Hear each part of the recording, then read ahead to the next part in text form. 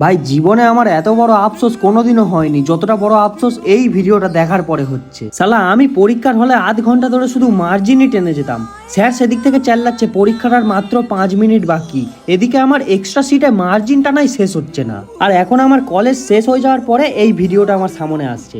শালা এই ভিডিওটা যদি তখন আমার সামনে আসতো তাহলে পরীক্ষার হলে আমার আধ ঘন্টা সেভ হয়ে যেত। মানে আমার লাভ লস কিছুই নেই, আমার জীবনটাই লস।